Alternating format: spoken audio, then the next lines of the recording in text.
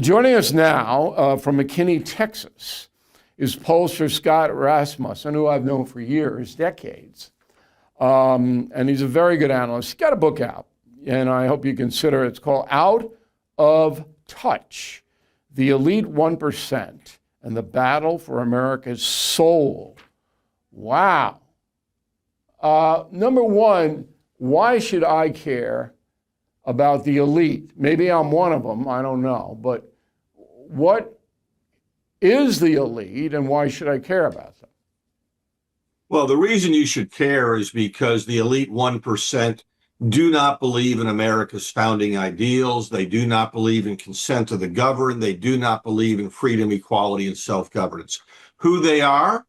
People with a postgraduate degree who make a lot of money and live in densely populated urban areas, places like Manhattan, not like Cedar Rapids, but people who have a huge impact on the narrative. And unfortunately, they think the rest of us would be better off if we just followed their lead. These elites tend to believe that most Americans have too much individual freedom. They tend to trust the federal government and think that everybody else does too. And they're a little surprised when people push back with skepticism about political solutions. Now, are they in both parties? Are they in both ideologies, liberal and conservative? Among the elite 1%, there are more Democrats than Republicans, but I think it's really important to acknowledge that a Republican member of the elite 1% has very little in common with a Republican voter, and a Democratic member of the elite 1% has very little in common with a Democratic voter. Well, just to give you a sense of scale, half of these politically active elites think you should not be allowed to vote unless you have a college degree. They tend to believe that if a regulator thinks something should be done and, well, voters hate the idea, well, they should ignore the voters and do it anyhow. This is true of elites in both parties. Now, look, anytime you and I have talked about this for 25 years, when you talk about polling statistics, it's never 100%. There are members of the elite 1% who recognize we don't have enough freedom. But by and large, this group thinks that the challenge is that we're not paying enough attention to our betters. But isn't this all about control? That the wealthy, they call them patriarchy, wants to control the unwashed masses and have the masses be manipulated into doing what the wealthy patriarchy wants them to do. It's a matter of control, correct? Yes, it's a matter of control. It's not just about wealth. That postgraduate part is really important. Over the years, people talk about a diploma divide, that Republicans tend to have people without a college degree. Democrats tend to attract people with a degree. The biggest gap, though, is between people with a postgraduate degree and everybody else. Those people with a bachelor's degree actually have more in common with those without a degree than the postgrad. So it's not purely an economic issue.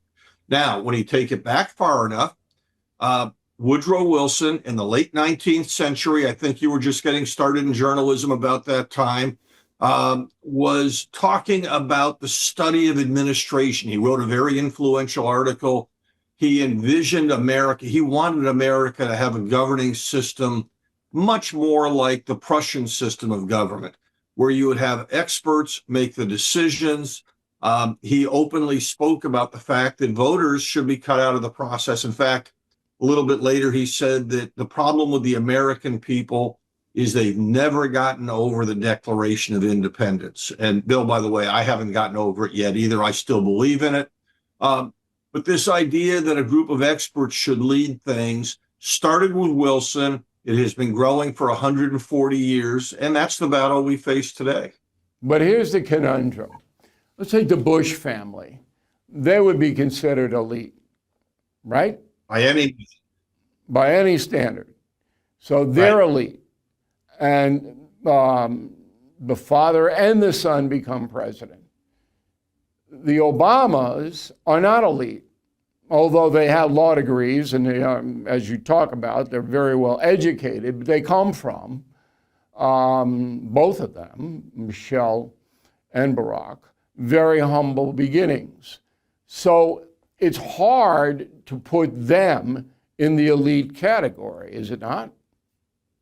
They're certainly in the elite category in the sense that they were very well educated at elite schools that had a postgraduate degree.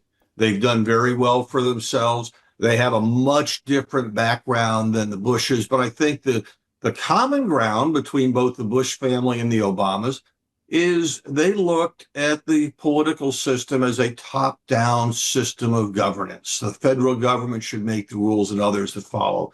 I dedicated my Both book do. to the Both the Bushes and the Obamas see it that way. So they have something in common. correct. Okay. And in my All book, I dedicated to the nation's 519,000 state and local elected officials. I would like to encourage them to pull back power from the federal government, not to ask, not to beg, but to find ways to actively bring decision-making closer to home. Well, that's the states' rights movement. You see a little bit of that in the Supreme Court. Yeah. Decision-making closer to home at every level. And look, if you're a city council member, maybe not in New York City, but in most places, you run into your constituents in the grocery store. You have a different relationship with them. Sure. And you have the benefit that members of Congress listen to you because you're an elected official. These are the people we want to elevate to challenge. That's a different way of thinking about our policymaking system. But in order to do that, then you have to kind of shrink the powerful party system that we have. Now, the book, again, is Out of Touch, The Elite 1% in the Battle for America. So while I have you here, what is it with this communist movement? What is it with this? It comes in the last, 8, 9 years, maybe 10, out of nowhere. And now socialist this, communist that, Mandami, the mayor of Seattle, and they're all as radical left. Does that have anything to do with the elite? Absolutely. In fact, when you talk about Mandani, for example, despite all the hype about what a national story this is and how it's changing the perception of the Democratic Party, this is a man who was elected by 1 out of 11 voters in Manhattan. This is a local story about a city that is more prone to be left-leaning. What has happened is we have a nation that has now, I call it a 10-10-80 nation. We have 10% on the far left, these radicals on one side, fighting with 10% on the far right. And they are so consumed with fighting each other that they've forgotten about the 80%. And the 80% hate the political process. They want to keep their heads down. They want to avoid getting caught in the crossfire.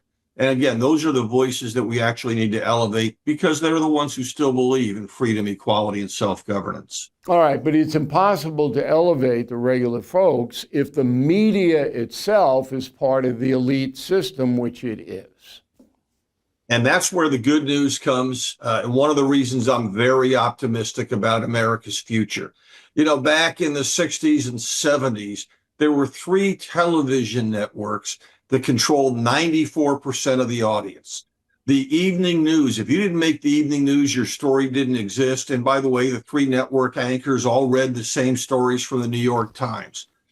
That world does not exist anymore. In that world, you could not be doing your show.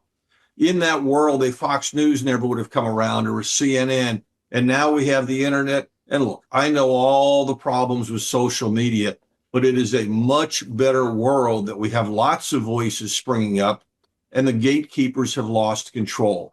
That ultimately, that decentralizing of communications is good news for all of those who want to restore power to the ordinary folk. Even if all of them or most of them hate the sitting president, Donald Trump? Most people hate the sitting president. Most people dislike the previous president. America is not defined by our elected politicians. We began long ago with the idea that the most important thing about being an American was you didn't have to ask permission from the government to do anything. Back in 1636, when they wanted to create a new college called Harvard, in those days, well, it was illegal to start anything without getting permission from the king. They just ignored that because the king would have said, you have to teach the religion that I believe in, not the religion that you believe in. Once that became known, once people began to realize they could start organizations on their own, businesses or nonprofits or any kind of organization, that set in motion a chain of events that led to America's commitment to freedom. And that, the idea that we don't have to ask President Trump or President Biden for permission for everything, that's a good thing. All right, Scott, appreciate it. Good book. Thank you for writing it and coming on the program. We'll talk soon.